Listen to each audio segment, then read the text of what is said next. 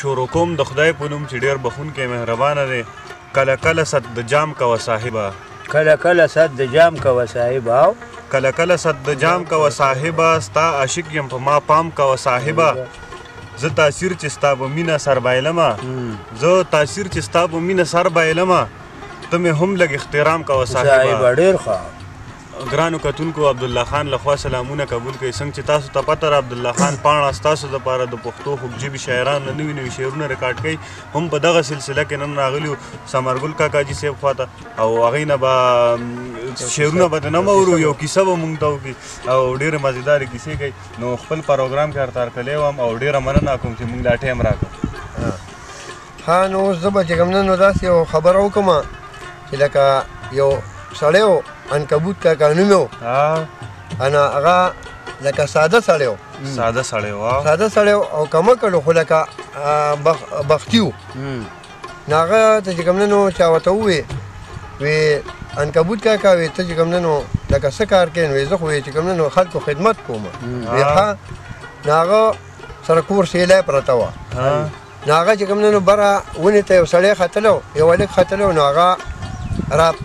راکوزېدی نه شو، ډېره دنګه ونه وه. ډېره دنګه ونه وه. نو چې راکوزېدی نه شو نو بس چا ورته وایي عنکبوت کاکا ته ووایي که نه. وی بس صحیح ده. نو هغه یې لره نو عنکبوت کاکا ته ووایي. نو هغه سیلی راغله ځان سره، سیلی راغله. نو هغه ونې ته بره ور وویشته. چې بره ور وویشته نو بس هغه لکه هغه ونیوله، وی ځان پرې وتړه، ځان یې پرې وتړه. نو کسانو ته یې دلته کې کته ووایي وی تاسو ونیسئ دا سیلی، سیلی ونیوله. نو وی ورکئ چکه، چکې ورکړه. نو کته یې را پرېوته، چې کته را پرېوته نو هغه مړ شو. هغه هلک چې مړ شو نو خلکو ورته ویل عنکبوت کاکا وی دا خو چې کوم نه سړی خو مړ شو. وی دا باید نیټه برابر وه، ګنې په دې سیلی باندې ما 200 کسان د کوهي نه راخېجولي دي او هغه یې نه دي مړه شوي. نو د توت او د کوهي پرخې نه شو کولی، داسې سړی و. نو دې کې یو باچا را روان و او ورسره چې کوم نه قافله ده، لویه قافله ده، ورسره وزیران دي ورسره. نو هغه وخت سره چې کوم نه 100 روپۍ 200 روپۍ تنخواه وه لکه یو دغه افسر. نو دې ځان سره وزیر واغسته د عنکبوت کاکا، ولې چې بختي و، بختي و. نو دې ځان سره وزیر واغسته. چې وزیر یې ځان سره واغسته نو دله د هغې نه تنخواه 1 په 2 کړه، 1 په 2 کړه تنخواه واله. نو خلکو وایي چې اوهو دا خو هغه وزیرانو ته دا پته ولګېده چې دا خو ډېر کمکل سړی دی، تنخواه یې ولې 1 په 2 کړه. نو هغوی وی او وزیران خو ډېر هوښیار دي. نو هغوی وی چې سړی وی دی کمکل سړی دی، دی به دوکه کو او باچا به وشړي، وی به ډېره زیاته ښه ده. نو چې باچا د عنکبوت کاکا ته دی ووایي وی چې دا باچا څه وخت کښېني او د قوم ته تقریر کوي څه وخت، نو وی چې ده دا تاج ته په اړولې توره باندې ووایې نو بلکل به چې کوم دی تا ته انعام درکړي. وی بس صحیح ده. نو چې هغه په جوش کې راغی او کیسه یې کوله، نو بس جوړ چې دوله تاج په اړولې توره وو، د هغې نه لړم پرېوته، لړم پرېوته. نو باچا وله انعام ورکړه. چې باچا وله انعام ورکړه نو هغه وزیرانو وی دا څنګه چلو شو؟ وی موږ خو داسې کوله هغه چې نو لکه انعام ورته میلاو شو په رښتیا. هغه وی سړی داسې سمې وخوړو، بل ځل به وله بل طریقه وکړو. بیا یې ورته ووایي چې باچا کله سملي وده شي په برنډه کې او ښځه یې موده شي او دی د چمن ته یو د یوې خپې نه ونیوه او بل د بلې خپې نه ونیوه او چمن ته یې په زور راښکل. نو بس تا له به انعام درکړي. نو چې دی وده شو څه وخت دواړه، نو دې عنکبوت کاکا راغی، دواړه یو د یوې خپې نه ونیوه بل د بلې نه، او د برنډې نه په تله کې راښ کړو، هغه دغه ته یې راښ کړ، چمن ته یې راښ کړ. او چې چمن ته څنګه راښ کړ او باچا غوسې سره پاڅېدو او ښځه یې نو چې شاته یې وکاته نو برنډه پرېوتې وه. چې برنډه پرېوتې وه نو هغې ولې بیا انعام ورکړو. نو باچا اوس ښځې ته صفت کوي، وایي دا عنکبوت کاکا چې کوم دی نو دا ډېر کمالي سړی دی. نو دغه ساعت کې چې کوم دی نو عنکبوت کاکا ودو، عنکبوت کاکا ودو. نو دې ښځې ورته صفت کو، دې خاوند ته خاوند ورته صفت کو ښځې ته، وی عنکبوت کاکا ډېر کمالي سړی دی. نو دې ښځې ووایي چې وار وکړه زه پې ومهو یو تجربه کوم تجربه کوم نو دا جولا چې کوم نه ګرځېدو جولا ته هم عنکبوت وایي جولا ګرځېدل نو هغه ښځې په یو ځل داسې حمله وکړه نو جولا ختم شو نو چې بیا پې حمله وکړه نو بیا ختم شو نو چې په درېیم ځل پې حمله وکړه نو بس عنکبوت جولا یې ونیوه په موټي کې نو دا عنکبوت یې پاسه و چې دا عنکبوت یې پاسه و ورته ویې عنکبوته پاسه وی زما په دې موټي کې څه دي اوس دا عنکبوت ځان سره وایي په تیزۍ سره چې دی اوري په تیزۍ سره وایي دی خپلې کیسې یادوي وایي یو ځل بچ شو عنکبوته هغه دغه نه بچ شو تا دغه نه که نه وی بل ځل بچ شو عنکبوته په درېیم ځل پکې راغلې عنکبوته دا اوس هغه ته وایي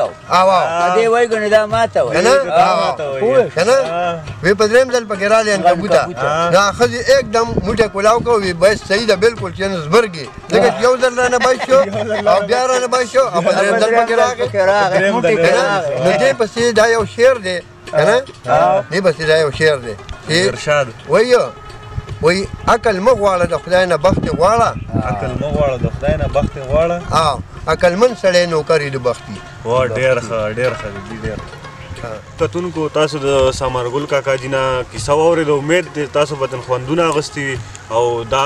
ویډیو مخکې هم شیر کړئ او یو بله کیسه به مونږ سره کوي د پیره کیسه ده هغه مونږ سره شریکه کړه ډېره مننه نو اوس به ته دا د پیر کیسه وکړم چې دا ډېر خلک چې کوم دی نو دا پیران مني ډېر خلک پیران مني وایي پیر داسې وکړه پیر داسې وکړه بلکل نو یو سړی نو هغه چې کوم دی نو ښځې ورته دا نصیحت به کوو چې پیران مه منه پیران څه نشي کولی پیران نه پوهېږي هغه ورڅه خدای کوي خو هغه به پیرانو ډېر مین و نو د هغې چې کوم دی نو کور خوا کې جومات و او کور یې او لکه کور نه بیټک ته چې کوم دی تنبړی و نو هغه پیر چې نو یو پیر راغی نو هغه د هغې جومات ته راغی د دې جومات ته راغی نو دا سړی ډېر زیات خوشحاله شو چې پیر خو زموږ جومات ته راغلی ډېر زبردست پیر دی ښځې ته صفتونه کول د پیرو چې د پیر صفتونه یې ورته کولو نو یو ورځ ماسپښین دی لوړ جومات ته د جومات ته لوړ نو هغه په لوټه باندې اوبه راغستې او په بره بره ویشتې اوبه یې په بره بره ویشتې نو ده ورته ویې ته څه کوې پیر صاحب دا وایي څه دي